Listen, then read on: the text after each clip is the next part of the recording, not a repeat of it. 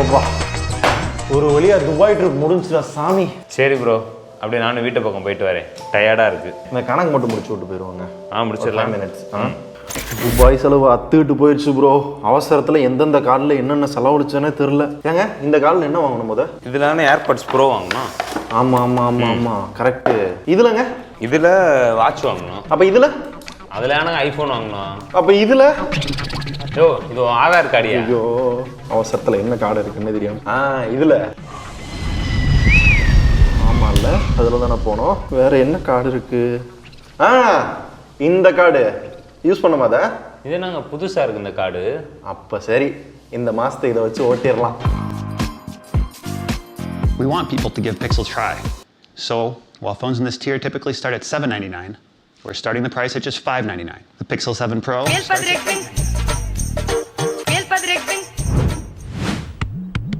Phone வந்து ஒரு வாரம் ஆச்சு. அந்த ஆளுக்கு கொஞ்சமாவது பொறுப்பு இருக்கா? இன்னும் ஆஃபீஸ் பக்கமே வரல. உங்களுக்காக இன்னைக்கு நான் அன்பாக்ஸ் பண்ணுறேன். என்ன பேக்கேஜிங்லாம் ஆப்பிள் மாதிரியே இருக்கு. ஏதோ ஒன்று அவன் மட்டும் தான் அன்பாக்ஸ் பண்ணுவான்னா என்ன, நம்மளும் பண்ணுவோம். என்ன மொபைலை காணா?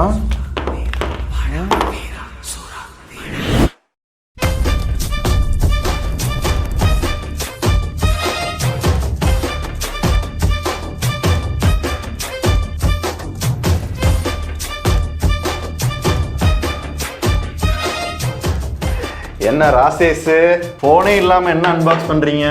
யோ ஃபோன் உங்ககிட்ட இருக்கா? நான் கூட பயந்தே போயிட்டேன் போனை காணோம்னு. ஆமா, பேசணும்னா ஏதாவது யூஸ் பண்ணணும்ல. ஆமாம், நான் கூட தப்பாக நினச்சிட்டேன். என்னன்னு?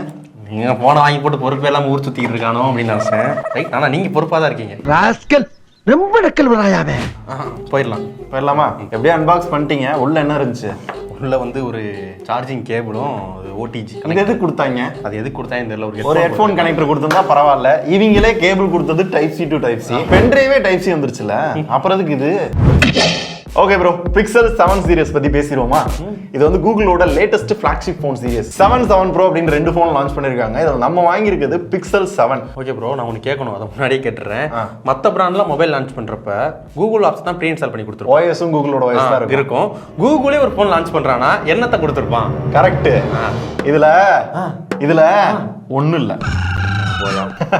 ஸ்டாக் ஆண்ட்ராய்டு ஒரு ப்ரீமியம் ஃபோன், ஏஐ ஃபீச்சர்ஸ் நிறைய இருக்கும். சரியா? மிச்ச ஆண்ட்ராய்டு ஃபோனுக்கு நல்ல கம்பீட் பண்ணி லான்ச் பண்ணிருக்காங்க. அவ்வளவுதானா? இப்போ இந்த ஃபோனை புடிங்கல, அந்த ஃபீல் எப்படி இருக்கு? இது அது இல்ல, எது? Samsung A series phone. அதேதான். ஒரு நிமிஷம் அந்த ஏ சீரிஸ் ஃபோனை கொடுங்க. ரெண்டையும் புடிங்க. கிட்டத்தட்ட ஒரே மாதிரி தான் இருக்கு. என்ன, இங்க வந்து கார்னிங் உருளா கிளாஸ் பிக்டர்ஸ் யூஸ் பண்ணிருக்காங்க. அதனால அந்த கிளாஸோட ஃபீல் கொடுக்கும் இல்லையா? அதே மாதிரி டிசைனுமே பாத்தீங்க அப்படின்னா நீட்டா இருக்க மாதிரி இருக்கா, பார்க்க நல்லா இருக்கு லுக்கா. எனக்கு கலர் ரொம்ப பிடிச்சிருக்கு. கலர்ஸ் ஒரு 2-3 கலர் இருக்கு, பார்க்க லுக்காவும் இருக்கு. ஆனா இந்த கேமரா மாடியூல் எங்கேயோ பார்த்த மாதிரி இருக்கா? அதேதான் 14 சீரிஸ் ஐபோன்ல பாத்தீங்கல்ல டைனமிக் ஐலாண்ட், அதை தூக்கி பின்னாடி வச்சுட்டாங்க கேமரால. ஸோ 7ல பாத்தீங்கன்னா அந்த நாச் ஒன்னா இருக்க மாதிரி இருக்கும். 7 ப்ரோல பாத்தீங்கன்னா தனித்தனியா அந்த மாதிரி பிரிஞ்ச மாதிரி இருக்கும்.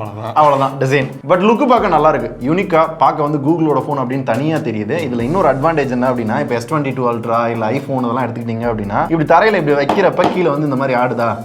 ஆனா அப்படி இல்லாம இந்த ஃபோன் வந்து பிளாட்டா இருக்கனால எங்கேயுமே வந்து ஆடாது. இதை கவனிச்சிங்களா? யூஸ்வலா அந்த வால்யூம் பட்டன் ஒன்று மேல இருக்கும், இல்ல சைட்ல இருக்கும். இது பாத்தீங்களா பவர் பட்டன் மேல, கீழே வால்யூம் பட்டன். யூஸ் பண்ணவே கடுப்பாகுதுங்க.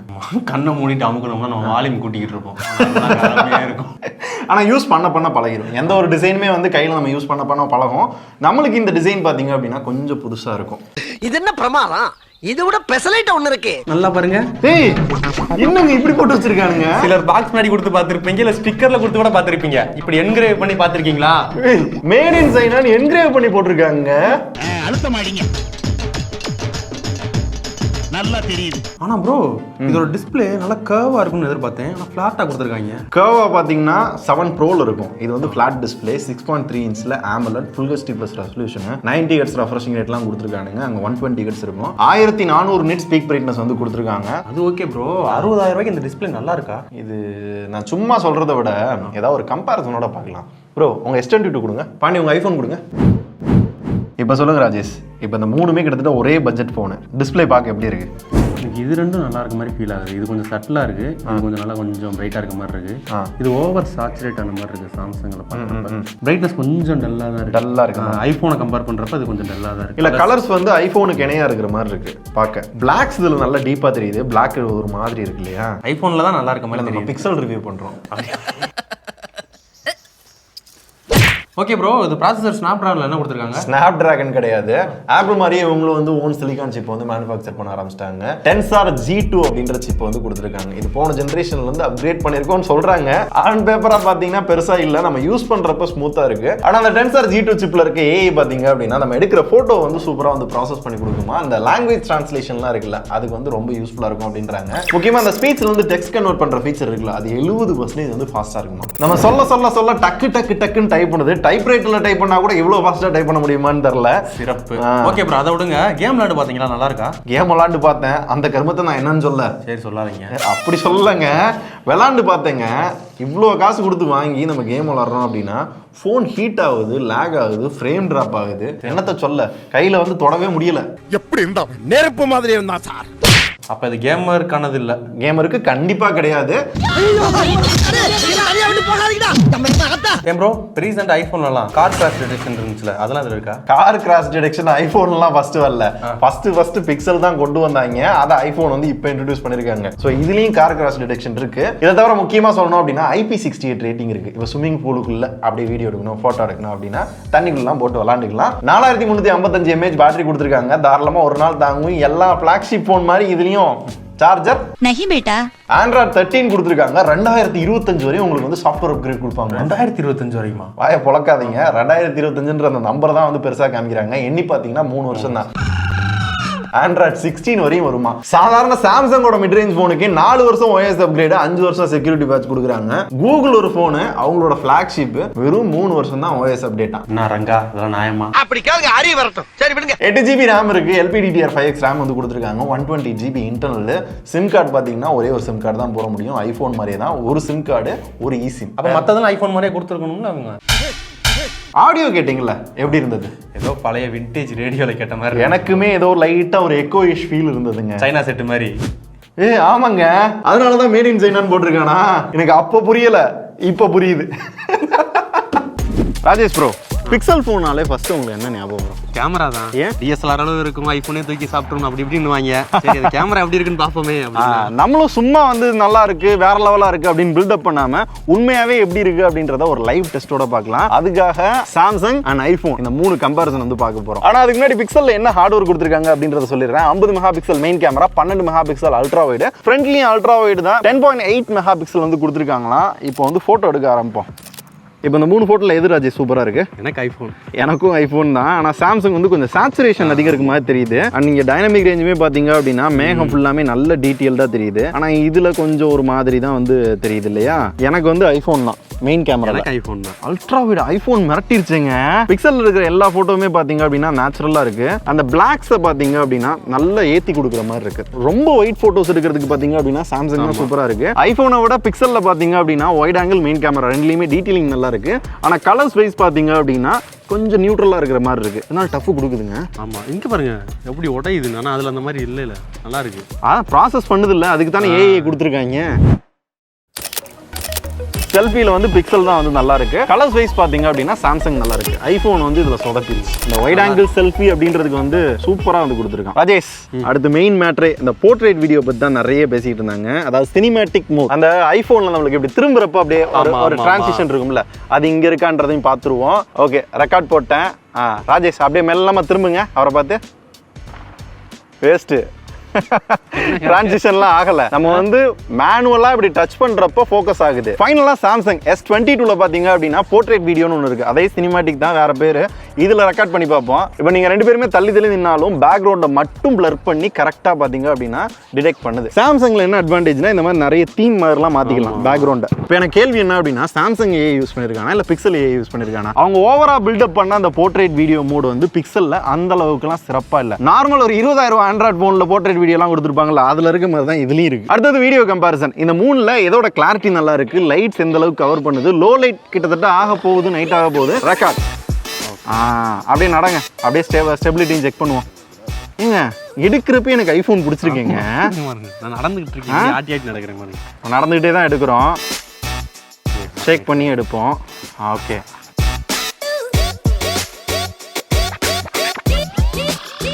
இதில் கவனிச்சிங்களா, சாம்சங்கில் வந்து என்னால் லைவாக வந்து செல்ஃபியை சேஞ்ச் பண்ண முடியுது. பிக்சல்லையும் கிடையாது, ஐஃபோன்லையும் கிடையாது, சாம்சங்கில் மட்டும்தான் இருக்குது. பிக்சல் வீடியோ பார்த்தீங்க அப்படின்னா என்னங்க டீட்டெயிலிங் உரிமை நம்ம கொசன்னு தெரியுது. கிரைன்ஸ் இருக்கு, கிரைன்ஸ் நிறைய இருக்குது, நாய்ஸ் இருக்குது, ஸ்டெபிலிட்டி வந்து பரவாயில்ல அப்படின்னு நீங்கள் நினைப்பீங்க. ஆக்சுவலாக அதில் ஸ்டெபிலைசேஷன் ஒரு மோடு கொடுத்துருக்கான். அதை ஆன் பண்ணி எடுக்கிறப்ப இந்த மாதிரி இருக்குது, ஆஃப் பண்ணி எடுத்தீங்க அப்படின்னா இந்த மாதிரி இருக்குது. எனக்கு ஐஃபோன் தான், எனக்கு ஐஃபோன் தான் சத்தியமாக எனக்கு ஐஃபோன் தான். ரெண்டாவது சாம்சங், மூணாவது பிக்சல். இந்த இருட்டில் பார்த்தீங்க அப்படின்னா நைட் மோட்ல ஐஃபோன் அண்ட் பிக்சல் ரெண்டுலையும் வந்து ஃபோட்டோ எடுத்தோம். எது ராஜேஷ் நல்லா இருக்கு? உங்களுக்கு எது பிடிச்சிருக்கு? எனக்கு இதான் நல்லா இருக்கு. இது வந்து கொஞ்சம் லைவா இருக்கு. உண்மையில ஈவினிங் எடுத்த மாதிரி இருக்கு. ஒரு சாயங்காலம் ஒரு 5 மணி 4:30 மணிக்கு எடுத்த மாதிரி இருக்கு. இது நைட் மோடுன்றது தெரியுது. இதுல நிஜமாவே ஒரு நைட் தான். இப்போ ஒரு 6:30 மணி ரேஞ்சில் தான் எடுத்த மாதிரி இருக்கு. கொஞ்சம் yellowish டோன் வந்து இது அதிகமாக இருக்கு. கொஞ்சம் இதுல வந்து டீட்டெயிலிங் பாருங்க, இங்க கண்ணெல்லாம் பார்த்தீங்க அப்படின்னா காணும். ஸோ என்னதான் வந்து ஆண்ட்ராய்டில் வந்து ஏஐ யூஸ் பண்ணியிருக்கோம், கேமரா சூப்பராக இருக்கும், டிஎஸ்எல்ஆர் லெவலுக்கு இருக்கும் அப்படின்ற மாதிரி நிறைய சொன்னாலும் இந்த ஐஃபோன் வச்சு கம்பேர் பண்றப்ப பார்த்தீங்க அப்படின்னா எதுவும் பக்கத்தில் நிற்க மாட்டேங்குது. இப்போ நாங்கள் செக் பண்ண அந்த 3 ஃபோன்லையுமே பார்த்தீங்க அப்படின்னா ஃபர்ஸ்ட் ஐஃபோன், செகண்ட் வந்து சாம்சங், மூணாவது தான் பிக்சல் வந்து போச்சு. இப்போ ஐஃபோனோட இந்த பிக்சல் ஃபோனை கம்பேர் பண்றப்ப இந்த ஒரு ஃபீச்சருக்காக நம்ம பிக்சல் வாங்கலாம் அப்படின்ற மாதிரி ஒரு யூனிக் ஃபீச்சர்ஸ் கூட அதில் இல்லை. ஏஐ ஃபீச்சர் இருக்குன்னு சொல்லுவாங்க. அன்பிளர் அப்படின்னு ஒன்று கொடுத்துருக்காங்க. ஏதாவது நம்ம ஒரு ஃபோட்டோ எடுக்கிறோம், பிளர்ராக இருந்துச்சுன்னா அதை எடிட் பண்ணி நல்ல ஒரு கிளாரிட்டியாக கொண்டு வந்துக்கலாம். இன்கேஸ் பழைய ஃபோட்டோ இருந்தால் கூட பிளர்ராக இருக்குன்னா அந்த ஃபோட்டோ கூட நல்லா கொண்டு வந்துக்கலாமா. அப்புறம் எரைஸ், இப்போ வந்து தேவையில்லாத ஆப்ஜெக்ட்லாம் ஃபோட்டோவில் இருக்குன்னா சாம்சங்கில் ஒரு ஃபீச்சர் இருக்குல்ல, அதை இன்னும் பெட்டராக பார்த்தீங்க அப்படின்னா இந்த ஃபோனில் வந்து கொடுத்துருக்காங்களா. இந்த மாதிரி ஒரு சில ஃபீச்சர் வந்து ஏஐ ஃபீச்சர் அப்படின்ற மாதிரி சொல்கிறாங்க. இதெல்லாம் ஓகே ப்ரோ. 7 ப்ரோன்னு ஒன்று சொன்னீங்களே, அதையே நம்ம வாங்கல.